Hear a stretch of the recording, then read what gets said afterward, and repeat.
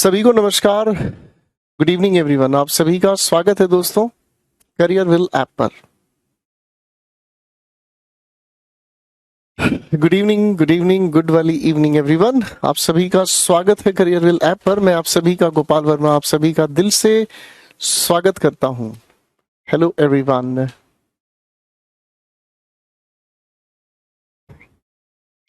कैसे हैं आप सभी बच्चों? Good evening. क्या आप मुझे ठीक से देख पा रहे हैं, सुन पा रहे हैं? नमस्कार भाई, सभी दोस्तों को नमस्कार। क्या आप मुझे ठीक से देख पा रहे हैं, सुन पा रहे हैं? मैं बिल्कुल ठीक हूँ दोस्तों। आप सभी कैसे हैं?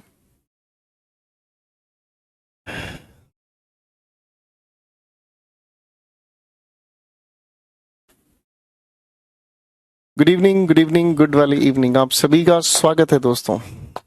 चलिए, तो पिछली क्लास में हम लोगों ने एक बहुत खूबसूरत बातचीत समझने का काम किया था। जहां तक मुझे याद है मेरे प्यारे दोस्तों, जहां तक मुझे याद है पिछली क्लास में हम लोगों ने एक बहुत खूबसूरत सी चीज को पढ़ने का काम किया था। ये क्या हो गया मुझसे? पिछली क्लास में हम लोगों ने एक बेहद खूबसूरत सी बातचीत को पढ़ने का काम किया था। हम्म और वो बेहद खूबसूरत सी जो बातचीत थी उसे हम लोगों ने समझा। जहां तक मुझे याद है वो खूबसूरत सी बात हम लोगों ने पढ़ी। And that lovely thing was about voices, है ना? और वॉइसेस की उस बातचीत में मेरे प्यारे दोस्तों हम लोगों ने जो समझने का काम किया, किस तरीके से वॉइसेस बदलते हैं। हम्म और किस तरीके से एक्टिव पैसिव बदलने का काम होता है कि नहीं? तो चलिए फिर, अगर आप लोग तैयार हैं तो बहुत मैं बात शुरू करना चाहूंगा पिछली क्लास से ही। और मैं अब आपके सामने धीरे धीरे क्वेश्चंस देने शुरू करूंगा और उन क्वेश्चंस का जो लेवल होगा धीरे धीरे अपन उठाते चले जाएंगे और हर एक क्वेश्चन के अंदर प्यारी प्यारी बात समझना शुरू करेंगे। शुक्रिया।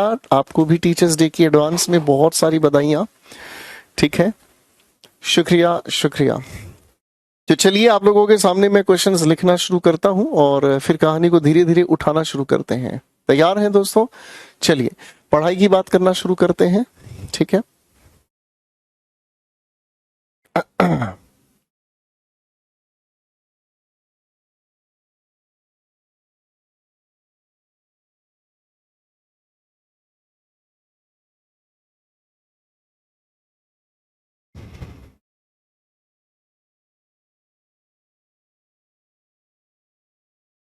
मैं आपके सामने कुछ सवाल लिख रहा हूं, आपको इनके पैसिव बनाने हैं। और कल पैसिव को लेकर, एक्टिव को लेकर कुछ बातें हम लोगों ने पढ़ी थी और धीरे धीरे इन चीजों को खूबसूरत तरीके से जोड़ते हुए हम लोग चलने वाले हैं। ठीक है जी। फटाफट से इन लिखे हुए क्वेश्चंस के जरा पैसिव्स बनाकर दिखा दीजिएगा।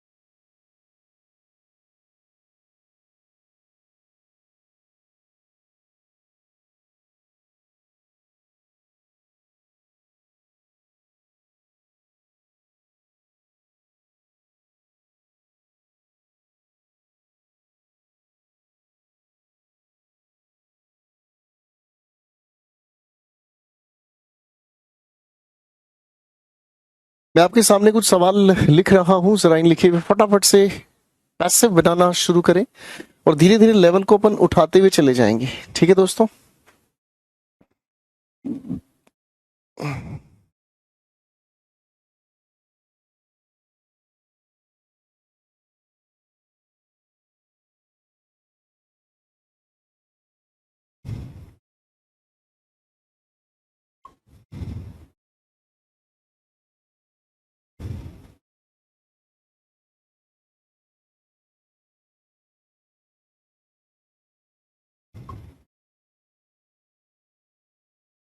शाबाश,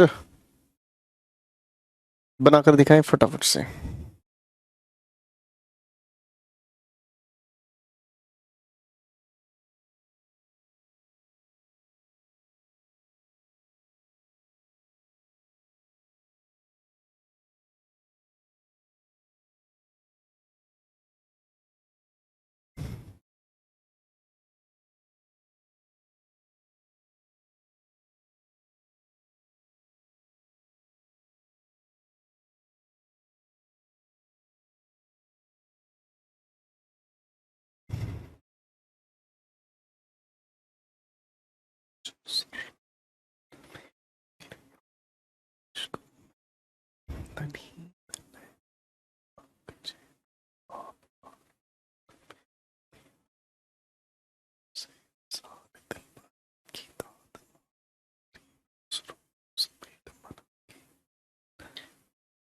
शाबाश, बहुत अच्छा प्रयास है आप सभी का। बिस्मिल्लाह, बहुत खूबसूरत, बहुत बहुत खूबसूरत।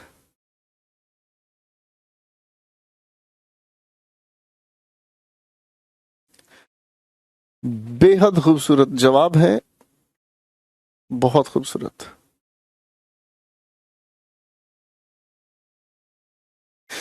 तो चलिए आपके इन जवाबों को चश्मदीद करते हैं और इन लिखे हुए सवालों के जो जवाब आपने लिखे हैं इन्हें समझने का कोशिश करते हैं। ठीक है, चश्मदीद करते हैं इन सभी के क्या जवाब हो सकते हैं।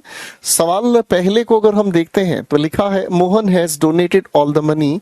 आप इसका पैसे बनाने के लिए यहीं से शुरुआत करते हैं, ऑल द मनी, यही आपके पैसिव का सब्जेक्ट है, यही आपके लिखे हुए सेंटेंस के पैसिव का सब्जेक्ट है। और सब्जेक्ट की जगह आगे कहानी हम लिखते हैं तो आपने लिखने का काम किया हैज, उसके बाद लिखा बीन, उसके ठीक बाद हमने लिखने का काम किया डोनेटेड बाय मोहन। ठीक है बेटा, पहला सेंटेंस का पैसिव आपने बनाने का काम किया। सवाल संख्या 2 की अब हम बात करने वाले हैं। शी न्यू दिस ऑथर, आपने यहीं से पैसिव शुरू किया, दिस ऑथर। पैसिव बनाने से पहले इसके टेंस को पहचानते हैं तो सेकंड फॉर्म ऑफ वर्ब अपने आप में पास्ट इंडेफिनिट की बात करता है, इसलिए हम लोगों ने लिखने का काम किया वाज नोन टू हर। और इस बात का ध्यान आपको है ही कि हम नो के पैसिव में टू का यूज करते हैं। ठीक है, सवाल संख्या 3 की बात करते हैं। Keshav will assist the stranger, passive बनाना यहीं से शुरू किया, द स्ट्रेंजर विल बी, और आपने कहा असिस्टेड बाय केशव। ठीक है जी। Next question we are to talk about is Heena must carry these bags. पैसे बनाने के लिए यहीं से शुरुआत की, these bags must be carried, these bags must be carried by Heena. आखिरी सवाल को देख लेते हैं क्या कहना चाहता है।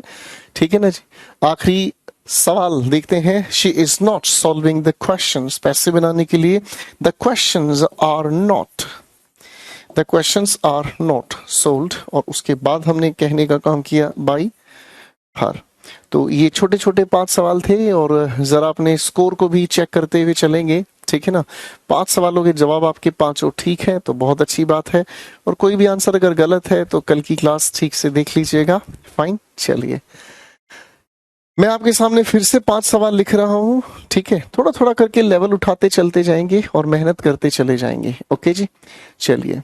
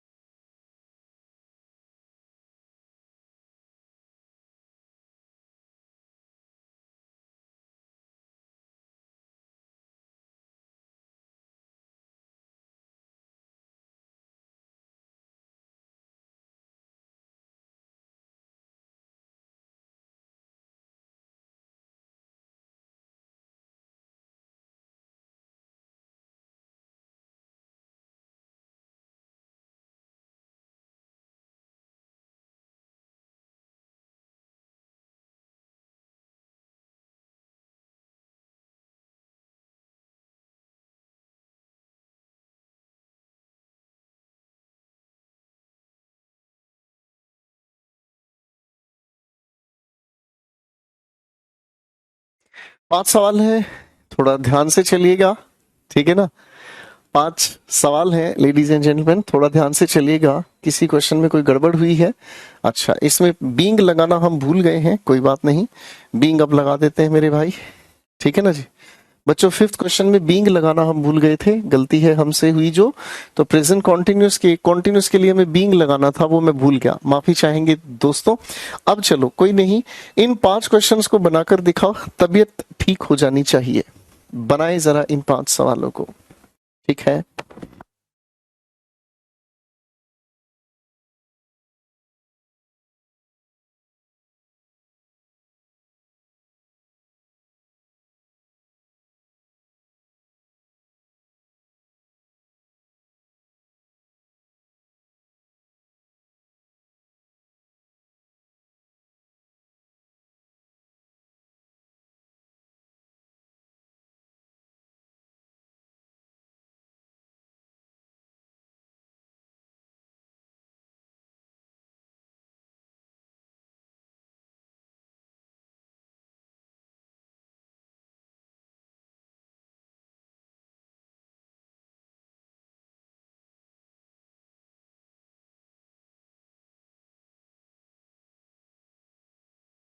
थोड़ा संभल के बनाइएगा जाने मन, ये सवाल आपको घुमा के रख सकते हैं, ठीक है।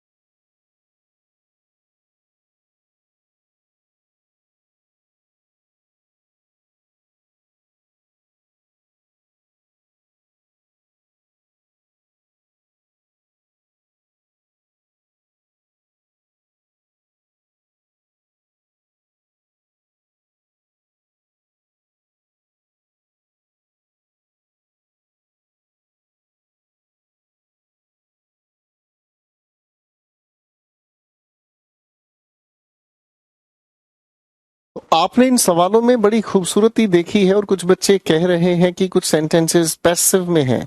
बेटे अगर कुछ सेंटेंसेस पैसिव में लिखे हैं तो आपको उन सेंटेंसेस को एक्टिव वॉइस में बदलना है, ठीक है ना जी। आप कल की बात को थोड़ा सा भूल गए हैं, मैं आपको बता देता हूं। बेसिकली इस प्रोसेस को आपके एग्जामिनेशन में ट्रांसफॉर्मेशन के नाम से जाना जाता है, और ट्रांसफॉर्मेशन का नाम ये हुआ कि अगर कहानी एक्टिव वॉइस में लिखी है तो आप इसे पैसिव वॉइस में बदलेंगे, और पैसिव वॉइस में लिखी है तो आप इसे एक्टिव वॉइस में लिखेंगे। बात को समझ पा रहे हैं भैया? जो लोग यहाँ पर सिर्फ इतना लिख रहे हैं जी पैसिव वॉइस पहले से ही है, बेटे जाग जाओ, ठीक है ना। एक्टिव है तो पैसिव बनाना है, और पैसिव है तो एक्टिव बनाना है, और कुछ नहीं बना पा रहे हो तो जरा एक बार ऐसे करके दिखाओ, अब ये करके दिखाओ। फाइन, जो कुछ भी नहीं कर पा रहे हैं वो खाली बैठकर ताली बजाओ, मजा लो, ठीक है ना जी। समझ के चलना है बेटे, बड़े ध्यान से समझ के चलना है, ठीक है। गलतियां और गलत फहमियां कभी ना पालें और ना करें। चलिए मैं आपकी थोड़ी सी मदद करता हूं, सवाल खूबसूरत है, ध्यान से समझते हुए चलते हैं। Ladies and gentleman, pay attention to what I say. अच्छा, एक छोटी सी बात मैं आपसे पूछना चाहूंगा मेरे प्यारे दोस्तों।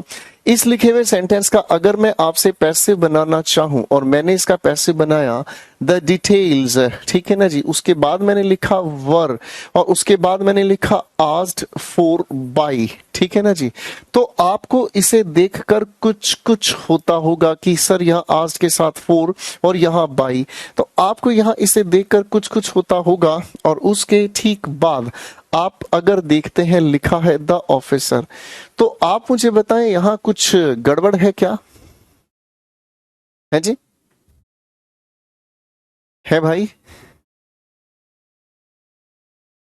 कुछ गड़बड़ है? हाँ या ना? अब जरा सोचकर मुझे बताएं बच्चों, क्या यहां पर कुछ गड़बड़ है या नहीं है? चलिए चलिए बताएं जरा।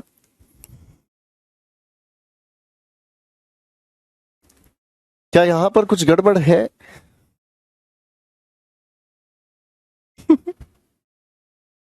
तो इस गड़बड़ को थोड़ा सा मैं समझाने का काम करता हूं, ये गड़बड़ क्या है और इसे हम थोड़ा सा ठीक करने की कोशिश करते हैं। बड़े ध्यान से इस बात को समझने की कोशिश कीजिएगा। देखिए मेरे दोस्तों, एक खूबसूरत सी बात है जिसे हम कहते हैं फ्रेजल वर्ब।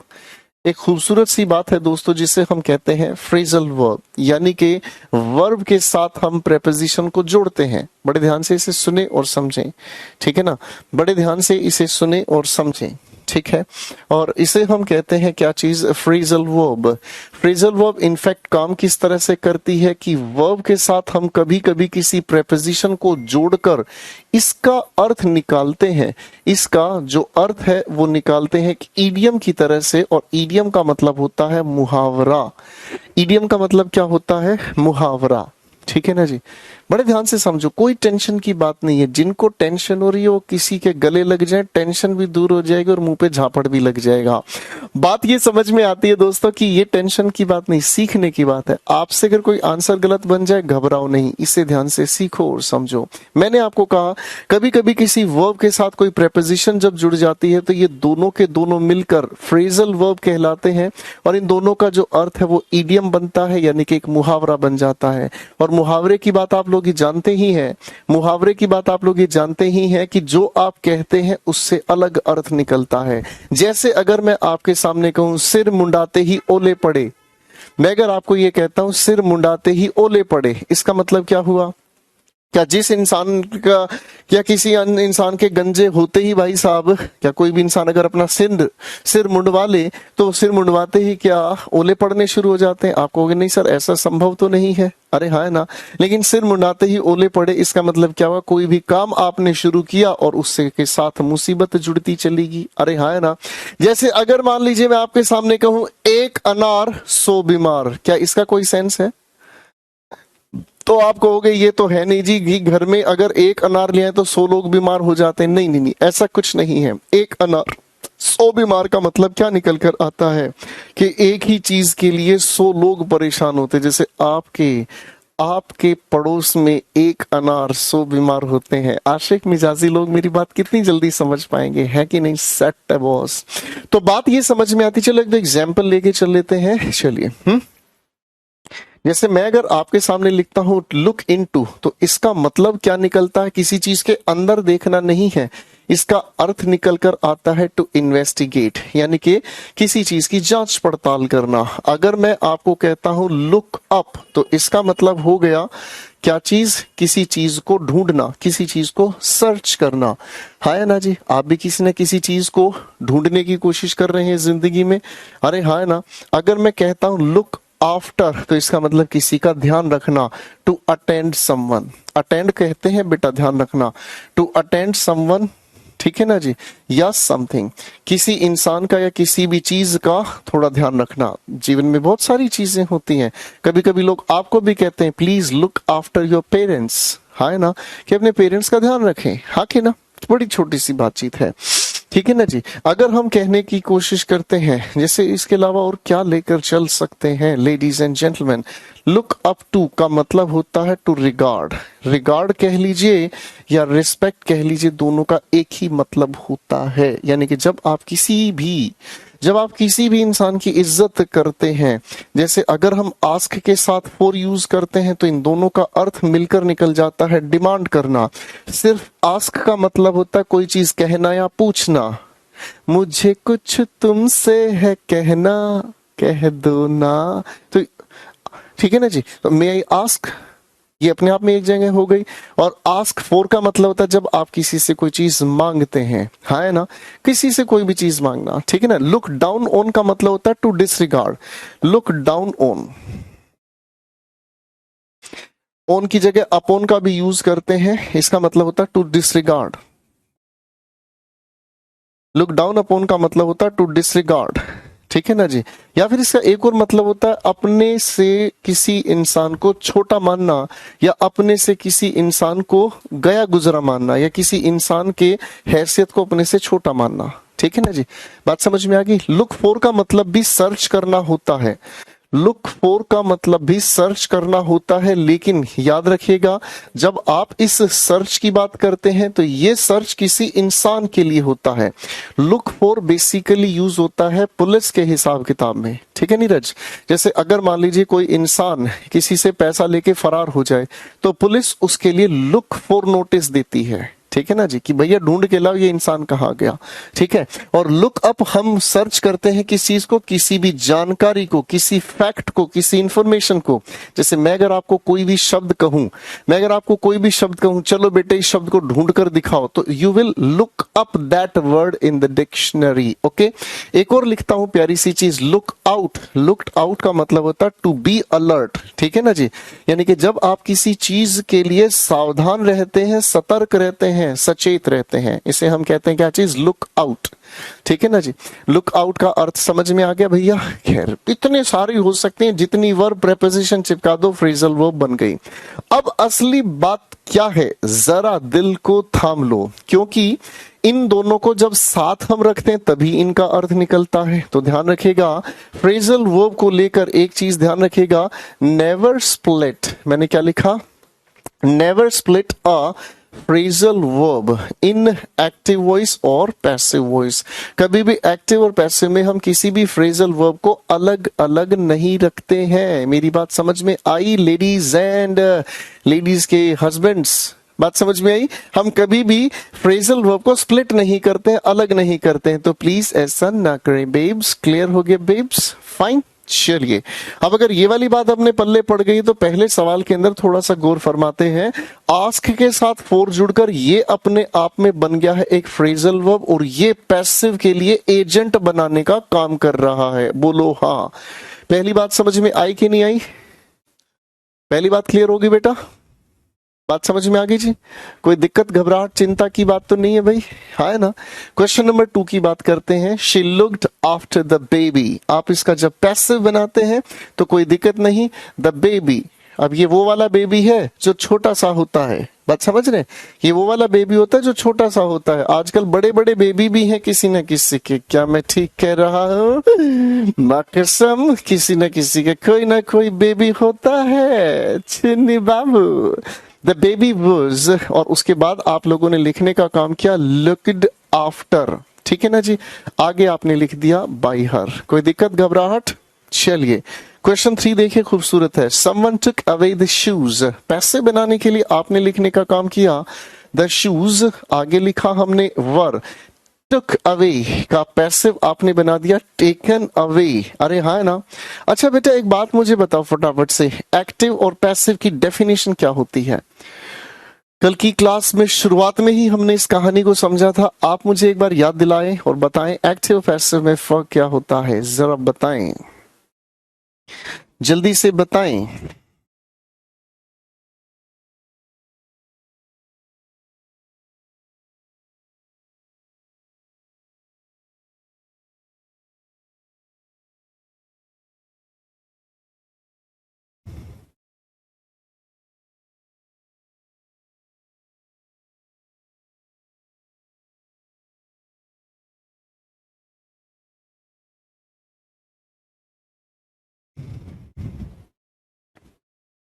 तो एक्टिव वॉइस में जब हम डूअर की बात करते हैं, डूअर ज्यादा इंपॉर्टेंट होता है, और जब पैसिव की हम बात करते हैं तो पैसिव कंस्ट्रक्शन में हमें समझ में आता है कि वर्क डन यानी कि किया गया काम ज्यादा इंपॉर्टेंट होता है। बात को ध्यान से समझना, आप जब भी कोई सेंटेंस का पैसिव बनाते हैं तो किया गया काम वर्क डन ज्यादा इंपॉर्टेंट होता है।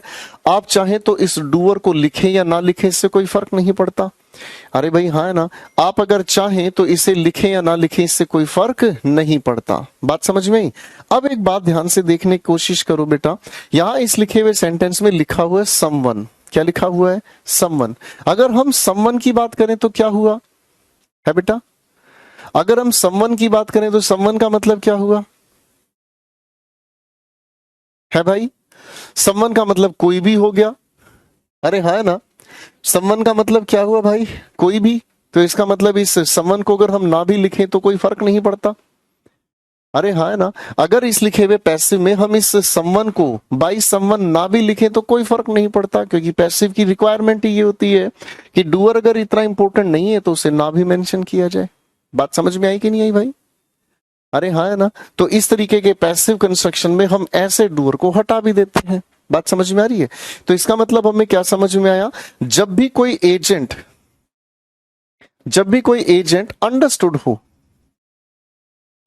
अंडरस्टूड हो और जनरल सेंस वाला हो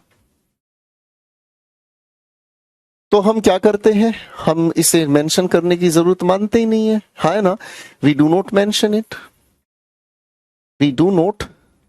मेंशन इट, हमें इसको मेंशन करने की जरूरत ही नहीं है। अरे हाँ है ना, अब यही वाली जो लॉजिक है मेरे दोस्तों, अब यही वाला जो लॉजिक है, यही लॉजिक हमारे इस क्वेश्चन नंबर 4 में काम आएगा। सवाल को बड़े ध्यान से पढ़ने की कोशिश करें। सवाल क्या कहता है? The thief was arrested. यहां सेंटेंस लिखा है द थीफ वॉज अरेस्टेड। अब सोचकर समझकर एक बात बताओ, थीफ वॉज अरेस्टेड ये लिखा हुआ सेंटेंस तो अपने आप में पैसिव है। अरे भाई हाँ है ना, ये लिखा हुआ जो सेंटेंस अपने आप में क्या हुआ? पैसिव है। कोई दिक्कत तो नहीं। अब बड़े ध्यान से ये सोचने की कोशिश करो, ये अगर लिखा हुआ पैसिव है तो इसके पास एजेंट तो लिखा नहीं है।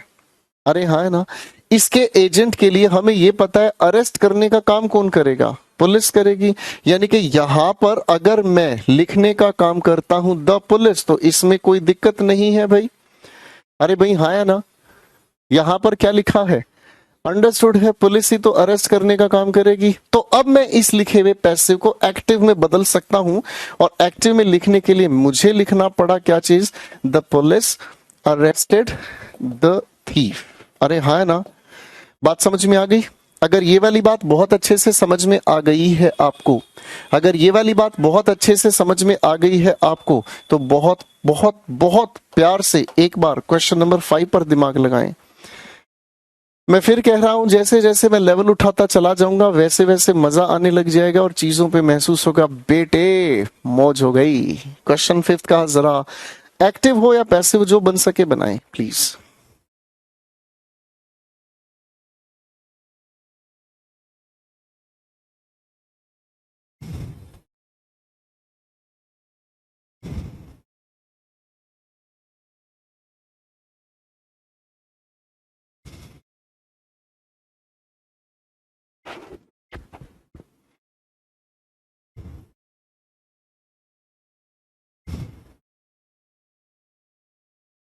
क्लियर होगी बेटा बातचीत?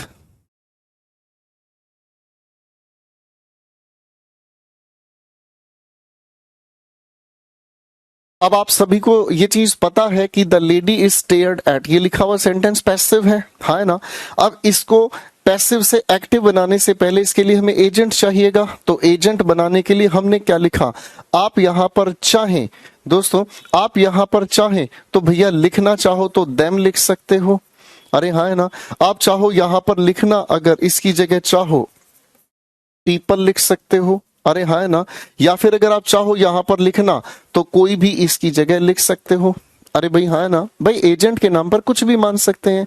लेकिन एक बात ध्यान रखना मेरे दोस्तों, एक बात ध्यान रखना, आपके पेपर में आपको आंसर लिखना नहीं है। मेरी बात बड़े ध्यान से समझना, जो मैं एक बार समझा रहा हूं। आपके पेपर में आपको अपना आंसर लिखना नहीं है, ठीक है ना जी। आपके पेपर में आपको कोई भी एक क्वेश्चन दिया जाएगा, उसकी 4 चॉइसेस दी जाएंगी। मेरी बात समझ में आ रही है? और 4 चॉइसेस आपको जब दी जाएंगी तो उनमें से किसी एक को आपको आंसर मार्क करना है। मेरी बात समझ रहे हैं? तो आपके सामने 4 चॉइसेस में एक डूअर सजेस्ट किया होगा, उसे आपको देखना है। That's it. क्लियर होगी बातचीत भाई? यहां तक बात समझ में आ गई? हाँ है ना? तो इसका मतलब हमें क्या समझ में आया इस लिखे हुए सेंटेंस में? The lady is stared at. Stared at का मतलब होता है जिसे ताकना, देखना, घूरना, वट एवर यू से। हाँ है ना? आप इसमें से कोई भी सब्जेक्ट उठा लो, हमने सब्जेक्ट के नाम पर दे को उठाया, दे, और उसके बाद प्रेजेंट इंडेफिनिट प्लूरल के साथ फर्स्ट फॉर्म हम यूज कर रहे हैं, दे स्टेयर एट द लेडी। कहानी खत्म हुई भाई? अरे हाँ है ना? कहानी खत्म हुई बेटा? कोई दिक्कत तो नहीं है? यहां तक बात समझ में आ गई बेटा? तो बढ़िया लेवल पर बेहोश हुए हैं भैया आपकी बार, है कि नहीं? पांचों के पांचों क्वेश्चंस में कई लोग लिपट गए होंगे, सिमट गए होंगे। चलिए फिर से आप लोगों के सामने 5 सवाल तेरे नाम। मेहनत करने का है भैया, ठीक है बेटा, मेहनत करने का है। 5 सवाल फिर से आपके लिए।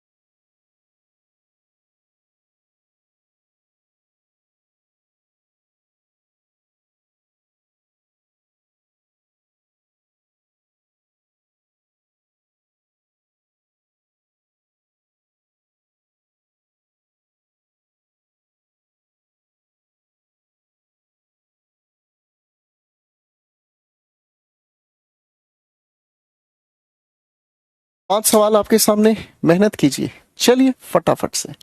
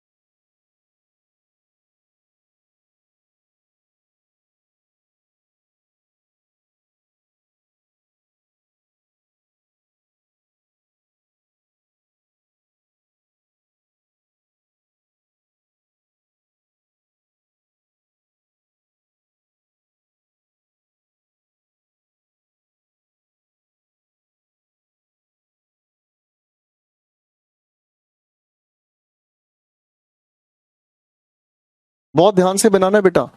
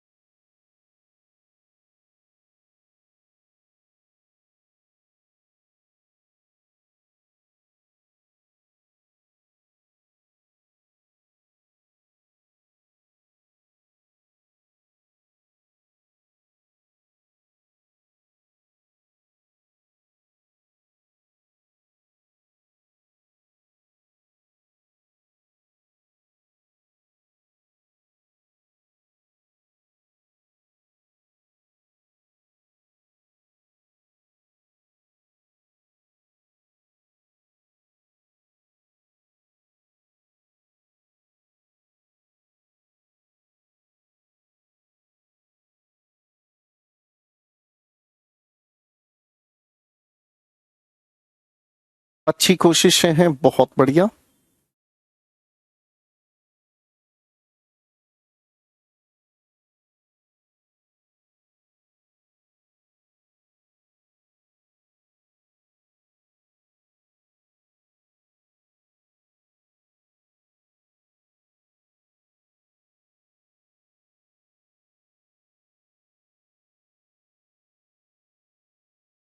चलिए, तो अब आइए दोस्तों इस खेल को थोड़ा सा समझते हैं, आखिर इसमें क्या हो सकता है और इन क्वेश्चंस में आपको कहाँ कंफ्यूज किया गया है।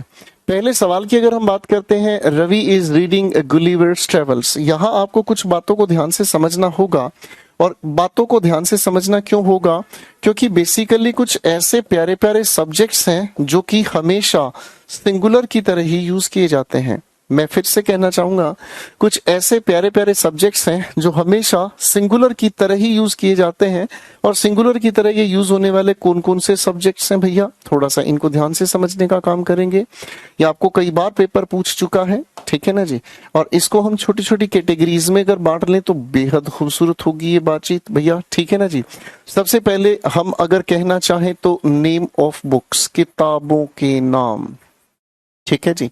एक दो एग्जाम्पल लिख लेते हैं भाई साहब। जैसे अगर मान लीजिए मैंने आपको सामने कहा द हार्ड टाइम्स, देखो भैया ध्यान से समझिएगा, देखने से लगता है प्लूरल लेकिन बेचारा यूज होता है कैसे, सिंगुलर की तरह यूज होता है। अरे हाँ है ना। जैसे अब अभी अभी हम लोगों ने लिखा एक पुस्तक का नाम गुलिवर्स ट्रेवल्स, ठीक है ना जी। अब देखने में लगता है हमें क्या चीज है, ये प्लूरल है लेकिन होता बेचारा सिंगुलर है। मैं अगर आपके सामने एक और किताब का नाम लिखता हूं अरेबियन नाइट्स, मैं अगर आपके सामने एक और किताब का नाम लिखता हूं अरेबियन नाइट्स, देखने में प्लूरल लगता है, होता बेचारा सिंगुलर है ना। एक और कैटेगरी बना लेते हैं भाई, एक और कैटेगरी बना लेते हैं नेम ऑफ स्पोर्ट्स, कुछ खेल के भी नाम है, कुछ खेल के नाम भी लिख लेते हैं आपके सामने। जैसे हम देखें चेस, एक्चुअल में हमारी आदत कुछ ऐसी हो गई है, जिन शब्दों के आखिर में एस या ईएस जुड़ा मिलता है ना, हमें वो हमेशा प्लूरल लगते हैं। मैंने क्या कहा, जिन शब्दों के आखिर में एस या ईएस जुड़ जाता है हमें वो हमेशा प्लूरल लगते हैं, लेकिन भैया कुछ सिंगुलर भी होते हैं। अरे हाँ है ना, कुछ सिंगुलर भी होते हैं। जैसे चेस हो गया, आप लोग कंचे खेलते थे बचपन में, मार्बल्स, अरे हाँ है ना। अच्छा भाई देखो जी, खेलना तो नहीं आता पर देखना बड़ा अच्छा लगता है लड़कों को, टेनिस, ठीक कह रहे बेटे है भाई। कार्ड्स, ताश भी खेलते हैं कई खिलाड़ी लोग हैं हमारे बीच, ठीक है भाई। एक और कैटेगरी बना लेते हैं मेरे दोस्त, और एक आता है नेम ऑफ डिजीज, कुछ बीमारियां हैं, ठीक है ना जी, ठीक है भाई। कुछ बीमारियां हैं, जैसे अगर हम कहें मीजल्स, मम्प्स, रिकेट्स, कुछ बीमारियां हैं, ये भी बेचारे देखने में लगते हैं प्लूरल लेकिन होते हमेशा सिंगुलर ही हैं। बात समझ में आ रही है भैया? बताए हैं, कोई बात नहीं, एक बार फिर से देख लो, तुम्हारे भले के लिए लिख रहे हैं, है ना भाई साहब। फिर इसके बाद आती है कुछ ऑर्गेनाइजेशंस के नाम भी होते हैं, है ना भाई।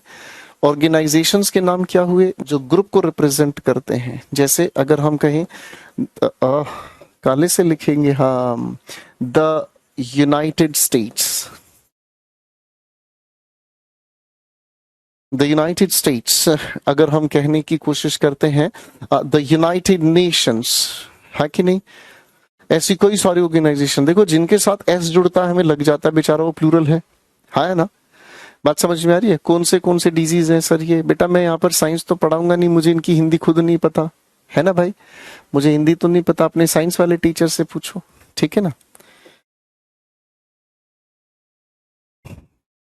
और मेरा ये मानना है, मैं ज्यादा हिंदी के चक्कर में पड़ गया तो इंग्लिश बर्बाद हो जाएगी, इसलिए बेटा उतना पढ़ाऊंगा जितनी आपके लिए जरूरत होगी, ठीक है ना जी। फिर इसके बाद आता है नेम ऑफ सब्जेक्ट्स, हम जो विषय पढ़ते हैं उनकी बात कर सकते हैं। जैसे मैथमेटिक्स, फिजिक्स, ठीक है ना जी। और भी कई सारे सब्जेक्ट्स आप पढ़ते हैं, जैसे इकोनॉमिक्स, पॉलिटिक्स, एक्सेट्रा, ठीक है भाई। ये सब के सब इस कैटेगरी में आपके आ गए, फाइन, कोई दिक्कत तो नहीं भाई। तो ये बेचारे सिंगुलर होते हैं, ध्यान रखना। अब आप लोगों को ये बात समझ में आ ही गई है। तो ये गुलिवर्स ट्रेवल्स आपने लिखा सिंगुलर है, इसीलिए हम लोगों ने यहां लिखा एज कॉन्टिन्यूस की वजह से बीइंग, और रीड की थर्ड फॉर्म आवाज बदल जाती है रेड बाई रवि। इसकी आवाज बदल जाती है, स्पेलिंग में कोई परिवर्तन नहीं होता। ठीक है, क्वेश्चन नंबर 2 की बात करते हैं प्यारे भाई। लिखा हुआ क्या है? Everyone has done the work. Active है, पैसे बनाने में कोई दिक्कत नहीं है। The work has been done. अब एक बात मुझे यस या नो में बताओ, क्या इस एवरीवन को इस पैसे में लिखने की जरूरत है? बस यस या नो में मुझे बता दो, क्या इस एवरीवन को इस लिखे हुए पैसे में लिखने की जरूरत है?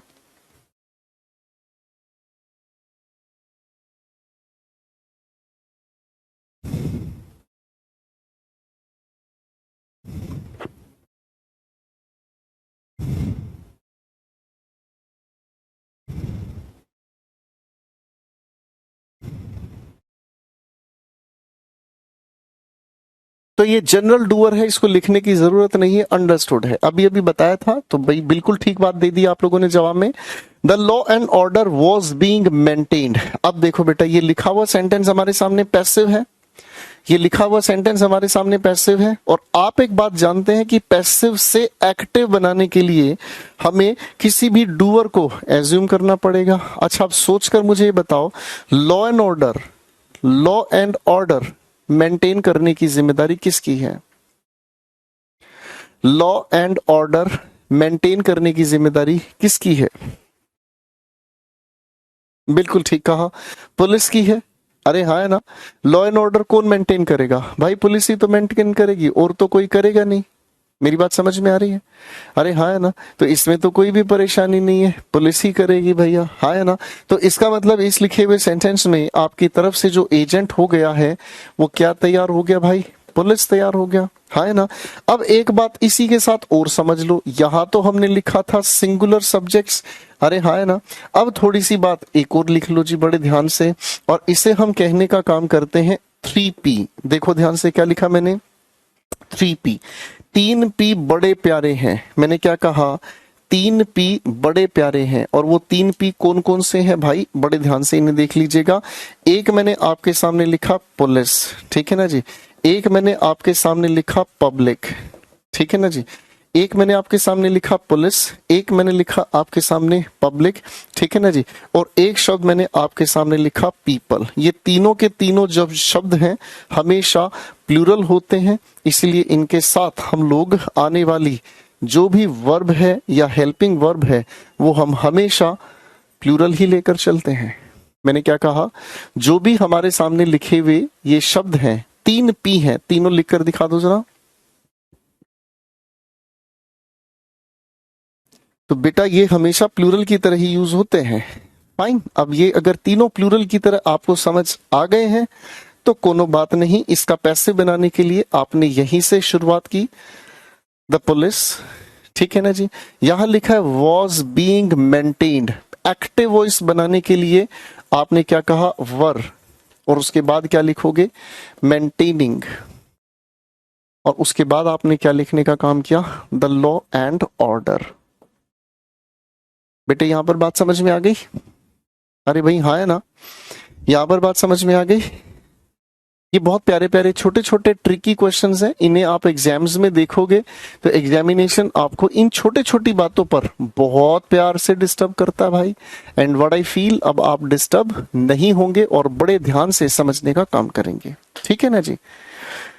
शिखा विल हेल्प अस। आप जब इसका पैसिव बनाना शुरू करेंगे तो ये चीज तो सभी को पता है कि इस अस से आपने सब्जेक्ट बनाया, क्या चीज? वी। अरे हाँ, है ना। अब एक बात को बड़े ध्यान से समझिएगा बेटा, हम लोगों ने इस विल और शेल के व्यवहार को, मेरे प्यारे दोस्तों, हमने इस विल और शेल को बड़े ध्यान से समझने का काम करना। हमने इस विल और शेल के व्यवहार को कुछ ऐसे सीखा था कि ये फिक्स्ड और नॉट फिक्स्ड के व्यवहार को बताता है, हाँ, है ना। यानी कि कुछ याद है ना, एक फिक्स्ड कैटेगरी बांटी थी, एक नॉट फिक्स्ड कैटेगरी बांटी थी, कुछ याद है भाई? अरे हाँ, है ना। हो सकता है कुछ लोग याद रखते हैं, हो सकता है कुछ लोग याद नहीं रखते हैं, वो धीरे धीरे उनका नुकसान उन्हें पता चलेगा। तो भाई यहां शिखा के साथ अगर हम विल यूज कर रहे हैं तो ये व्यवहार तो नॉट फिक्स्ड है। अदर सब्जेक्ट के साथ विल का यूज करना, ठीक है। अरे हाँ, है ना। तो भैया यहां वी के साथ नॉट फिक्स्ड बिहेवियर के लिए हमें शेल की जरूरत है। अरे भाई हाँ, है ना। ठीक है, वी शैल और उसके बाद आपने लिखने का काम किया हेल्प्ड बाई शिखा। बेटा बात समझ में आ गई? अरे हाँ है ना। अब आपको बड़े ध्यान से सोचकर बताना है, इस क्वेश्चन नंबर 5 का एक बार फिर से आंसर बनाएं। क्वेश्चन नंबर 5 को एक बार फिर से जरा सोल्व करके दिखाएं।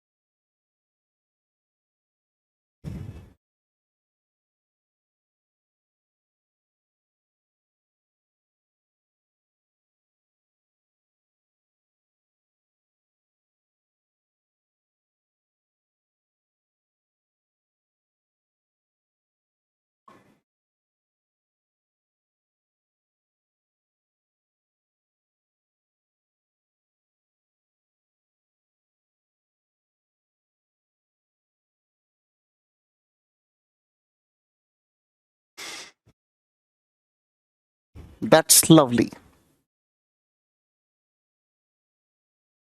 बहुत अच्छी बात है। अब देखो इन लिखे हुए सवाल को अगर ध्यान से हम समझें, पहले इस खेल को बड़े ध्यान से देखो और समझो। देखो बेटा यहाँ आई के साथ विल लिखा है ना, यानी कि ये जो व्यवहार है वो फिक्स्ड वाला व्यवहार है। अरे हाँ है ना। स्टैंड के साथ ये जो बाई लिखा है, स्टैंड बाई का मतलब होता है, स्टैंड बाई का मतलब होता है किसी को सपोर्ट करना। स्टैंड बाई एक फ्रेजल वर्ब है जिसका मतलब होता है किसी को सपोर्ट करना या किसी के साथ खड़ा होना।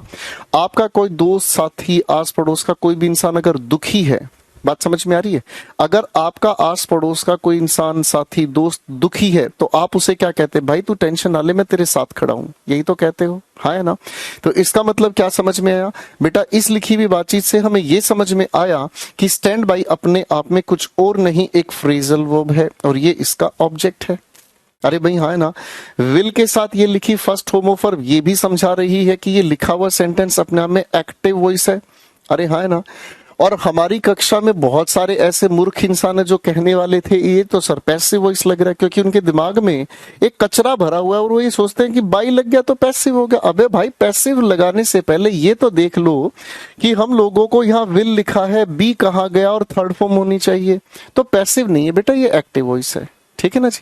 कुछ लोगों के दिमाग में कचरा भरा हुआ है, वो सीखना नहीं चाहते और कुछ भी अपने दिमाग से गंदगी फेंक रहे हैं, वो अपने आप को सुधारें।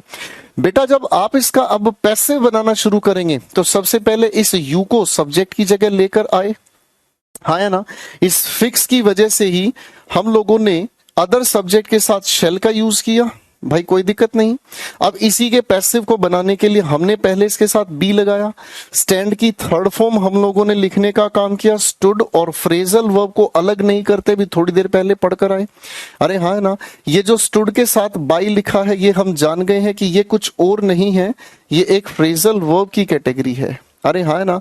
अब मैं इस लिखे हुए आई को, मेरे भाई, अब इस लिखे हुए आई को मैं एजेंट की तरफ लेकर चलूंगा। अरे हाँ है ना। तो इसे एजेंट बनाने के लिए मुझे फिर से इंसान की वजह से बाई लगाना पड़ेगा। अरे हाँ है ना। बात समझ में आई? बात समझ में आई? और जिन लोगों को बात समझ में नहीं आई वो अपने अपने मुंह पे एक एक मुक्का मारे खींच के, ठीक है ना जी। और बात क्या अजीब लग रही होगी, सर यहाँ दो दो बाई कैसे आ गए? बेटा बिल्कुल ठीक है, ये बाई इसे एजेंट बनाने का काम कर रहा है और ये बाई इसकी फ्रेजल वर्ब है। हाँ जी बाबू जी, बात समझ में आ गई?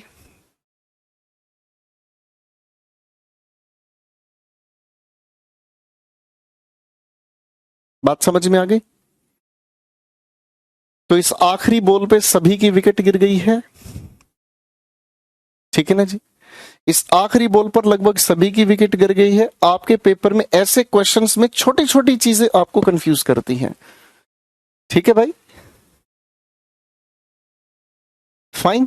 चलिए मैं फिर से 5 सवाल आपके सामने रख रहा हूं, उन 5 सवालों को फिर से ध्यान से देखें और समझने की कोशिश करें, ठीक है जी।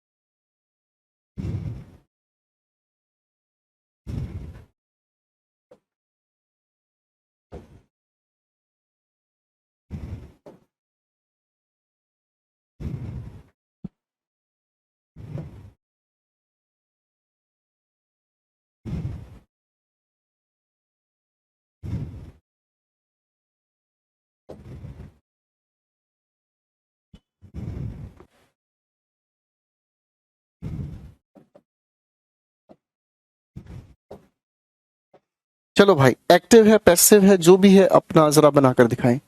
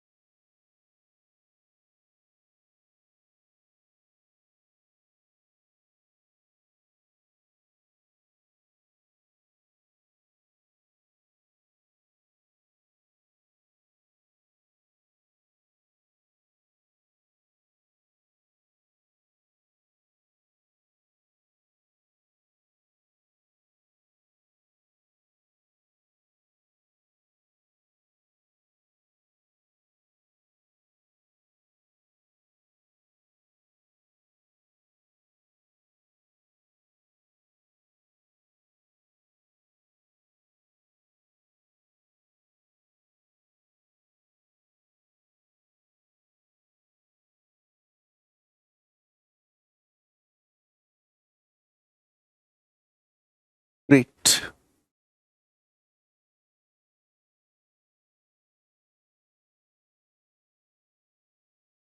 बहुत बढ़िया। बनाओ बनाओ बनाओ, जल्दबाजी कोई जरूरत नहीं है, मेहनत करो भाई।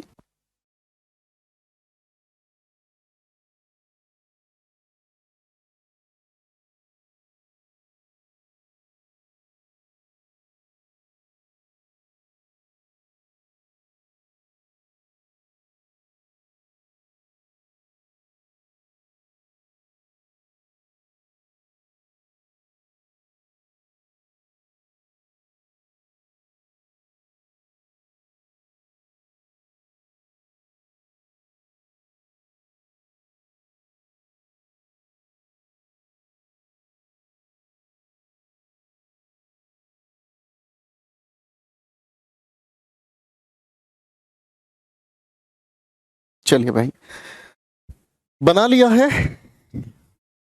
ठीक है जी। अब समझने का काम करते हैं इसमें खेल क्या है। Question number 1, Raj could help them. पैसे बनाने के लिए ज्यादा परेशानी की कोई बात नहीं थी, और देम को आपने लिखा सब्जेक्ट की जगह they could be helped by Raj. कोई दिक्कत नहीं है, हल्का सा सवाल था, इसमें कोई परेशानी नहीं थी। कल की क्लास में हमने यही कहा था कि मॉडल एक्सिलरी का जब पैसिव हम बनाते हैं तो बी लगाकर थर्ड फॉर्म उसके साथ जोड़ सकते हैं, इसमें कोनो परेशानी नहीं है भाई। Question number 2, Isha married Gita. बड़े ध्यान से समझना भैया, इस शादी में बहुत लफड़े हैं, इस शादी में बहुत ज्यादा लफड़े हैं, ध्यान से समझें और इसे देखें, ठीक है भाई। देखो बच्चों, बड़े ध्यान से इसे समझने का काम करिएगा। ये जो शादी है ना भैया, दो तरह से होती है। ये जो शादी है ना भाई, ये दो तरह से होती है, ठीक है ना। एक शादी तो होती है एक्टिव वॉइस में और एक शादी होती है पैसिव वॉइस में। आप गलत मत जाया करो सोच सोच के, ठीक है ना। शादी दो तरह की होती है, एक शादी तो होती है एक्टिव वॉइस में और एक शादी होती है पैसिव वॉइस में। आप जब एक्टिव वॉइस में शादी करते हैं तो ध्यान रखिएगा, शादी के लिए आपको किसी भी प्रेपोजिशन की जरूरत नहीं होती। मैंने क्या कहा, किसी भी प्रेपोजिशन की जरूरत नहीं होती, पहली बात तो ये, ठीक है। लेकिन मेरे प्यारे दोस्तों, जैसे ही आप लोग पैसिव बनाते हैं, ठीक है,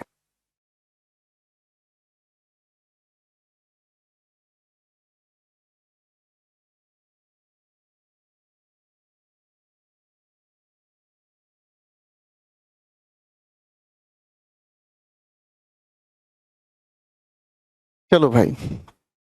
तो भाई जब पैसिव की आप बात करते हैं तो ध्यान रखिएगा, पैसिव के लिए सिर्फ टू का यूज करते हैं, ना तो इसके लिए बाई यूज होता है ना इसके लिए विद यूज करते हैं, ठीक है ना जी। तो इसके साथ कोई और प्रेपोजिशन यूज करने की जरूरत नहीं है, ठीक है ना।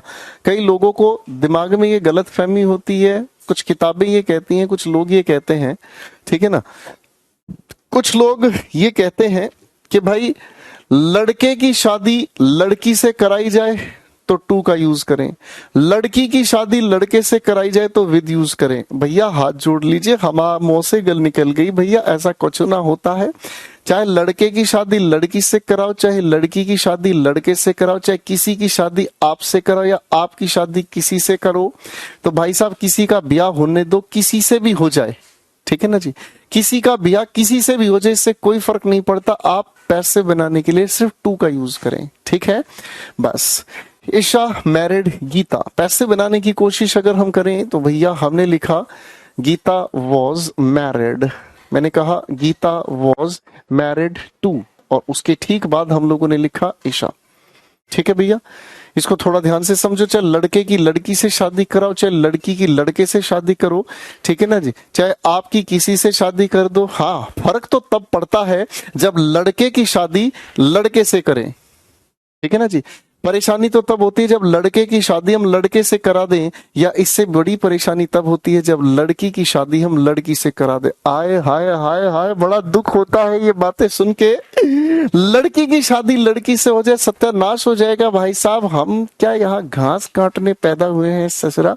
क्वेश्चन नंबर 3 पर आओ, मजेदार सवाल आपके सामने है। चलो भाई, क्वेश्चन नंबर 3 को देख के ये बताओ, ये एक्टिव वॉइस लिखा है या पैसिव लिखा है, फटाफट से बताओ जरा। क्वेश्चन नंबर 3 को पहले देख के ये बताओ बेटे, ये लिखा हुआ एक्टिव है या पैसिव है।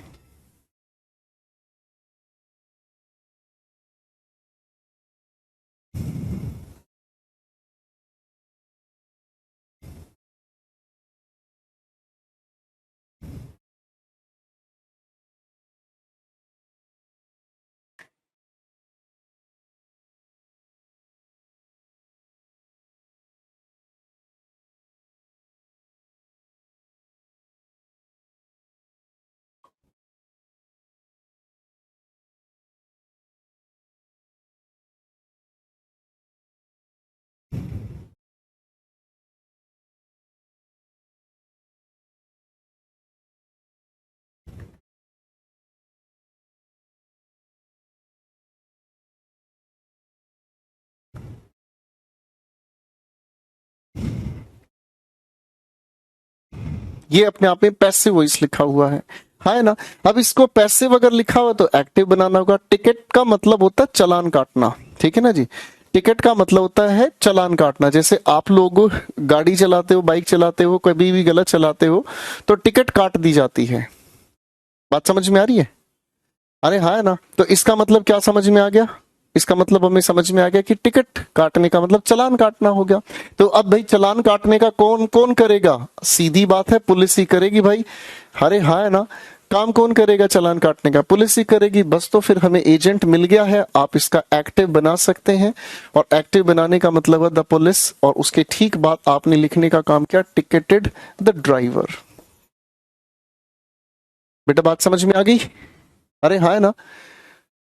अब वो पुलिस है तो ट्रैफिक पुलिस होगा, चाहे कोई भी पुलिस हो, मुझे उससे लेना देना नहीं है। बात समझ में आ रही है? तो ये अपने आप में सिंपल सी बात हो गई है, कोई दिक्कत तो नहीं। अगले सवाल पर काम करते हैं। ये लिखा हुआ सवाल देखो ध्यान से, they must have received the notice. आपके सामने एक्टिव लिखा है, पैसिव बनाना होगा, तो पैसिव बनाने के लिए आपने लिखा द नोटिस मस्ट हैव, और भाई मॉडल एक्सिलरी परफेक्ट की तरफ लिखा हुआ है तो बीन लगाकर थर्ड फॉर्म हम लगाएंगे, must have been received by them. अब आप इस लिखे हुए सेंटेंस में अगर इस बाय देम को ना भी लिखें तो इससे कोई फर्क नहीं पड़ता, ठीक है ना जी। अगर आप इसमें पैसिव बनाने के लिए बाय देम ना भी लिखें तो कोई फर्क नहीं पड़ता। जैसे हमारे सामने अगर एजेंट की जगह पर दे का, एवरीवन, एवरीबॉडी, समवन, समबडी ऐसे कुछ शब्द लिखे हुए मिल जाते हैं, बेटे देखो जरा कौन है, तो आप इनको चाहे तो हटाना चाहे तो यहां से हटा भी सकते हैं। मेरी बात समझ में आ रही है? अरे हाँ ना, क्लियर है? यहां तक की बात क्लियर है बेटा? Just hold a second please.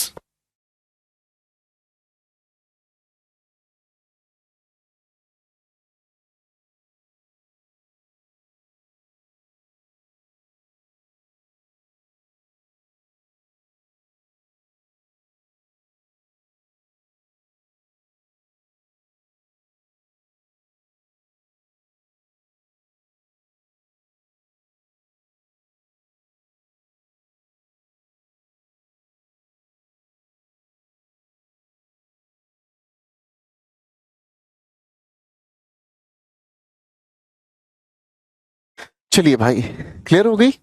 Okay, कोई दिक्कत तो नहीं? तो भैया इसका पैसिव हमने बना दिया, तो वो लिखे ना लिखे, I never disregard to efforts. Passive बनाना है, कोई दिक्कत नहीं है। और पैसिव बनाने के लिए आपने, अरे भैया लिख दो ना, काहे गुस्सा हो रहे हो? ठीक है भाई, टू एफर्ट्स डिसरिगार्ड, फर्स्ट होम प्रेजेंट इंडेफिनिट। पैसिव बनाने की कोशिश करते हैं, true efforts are never disregarded by me. Clear है? यहां तक बात क्लियर हो गई? हाँ जी, यहां तक की बात क्लियर हो गई? बेटा यहाँ तुझे दिखाई दे रहा है नोटिस सिंगुलर होता है, बता इसमें क्या प्लूरल बनाए? तुम नशा तो नहीं करते हो बेटा अमन? है, तुम नशा वशा तो नहीं करते हो बेटा? यहाँ नोटिस सिंगुलर होता है, अगर प्लूरल होता तो मैं बोल ही देता ना। क्यों नहीं दिमाग लगाते मेरे भाई? हैं?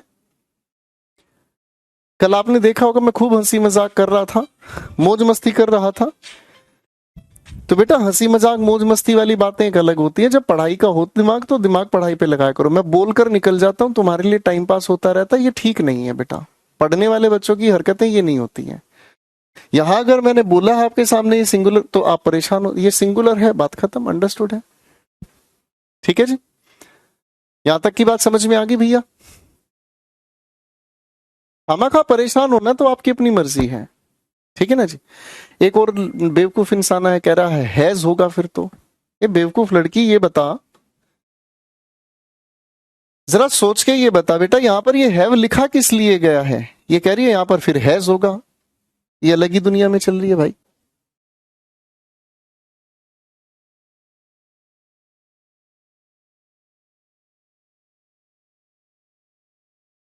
बता भाई साहब, ये लड़की कह रही है मस्ट के साथ हैज लगाओ फिर। इसे कहते हैं बर्बाद, इसे कहते हैं बर्बाद। और क्यों बर्बाद इसे कहते हैं? इन्हें पता ही नहीं है क्या लिखा हुआ है यहाँ पर। बेटा कुछ दिमाग अगर है तो रिवाइज कर लिया कर। मैं बार बार कहता हूं, मॉडल एक्सिलरी के साथ हम हैव लगाकर थर्ड फॉर्म में क्या चीज बताते हैं? सारे बच्चे एक बार मुझे बताओ फटाफट से।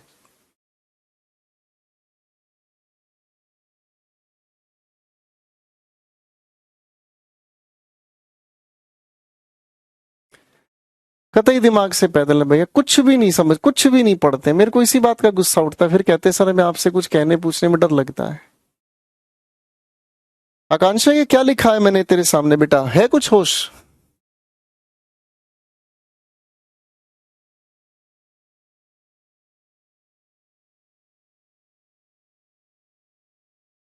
मस्ट के साथ हैज लगा दो सर।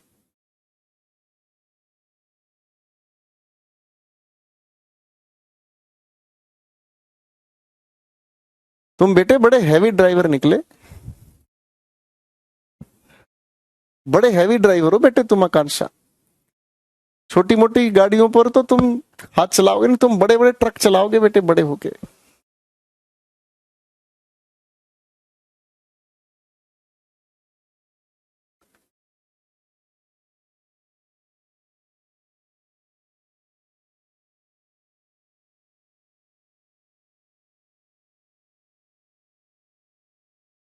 कुछ नहीं पढ़ते भाई, कुछ रिवाइज नहीं करते, बस यही बीमारी और कोई दिक्कत नहीं है बेटा। यहां इस मस्ट के साथ हैव लगाकर थर्ड फॉर्म लगाने का मतलब ये समझाता है हमें पास्ट अनफुलफिल्ड एक्शन। और पास्ट अनफुलफिल्ड एक्शन बताने का काम करता है जब आप इसमें कोई भी मॉडल एक्सिलरी लगा सकते हैं। आप यहां कुड लगाओ, शुड लगाओ, मस्ट लगाओ, need to, ought to, dare to, जो आप इसमें लगाना चाहो वो मॉडल एक्सिलरी लगा सकते हैं। इसमें हैज का क्या लेना देना भाई, कमाल है यार।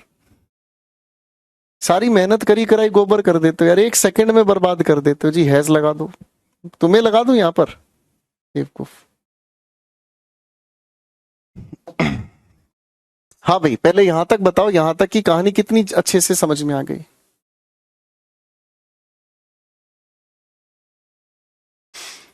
यहां तक की बात समझ में आई आप लोगों को या नहीं? क्योंकि इसके बाद का जो लेवल है वो मैं टफ उठाना चाहूंगा, और इसके बाद जो मैं कहानी को शुरू करूंगा ना बेटा, वो इससे ज्यादा डिफिकल्ट होगा। तो मुझे लगता है पहले यहां तक की अपनी तबीयत ठीक कर लो, पता चले यहां से आगे तुम बेहोश होते चले जाओ और कहानी खराब हो जाएगी। ठीक है ना जी? एक एक सेंटेंस को ध्यान से देखने का काम करते हैं। ठीक है, पहले इस चीज को हमने समझा, कुछ ट्रिक्स हम लोगों ने समझी, आगे हम चले। ठीक है जी। अब आपकी क्लास में एक बालक है जो कह रहा है,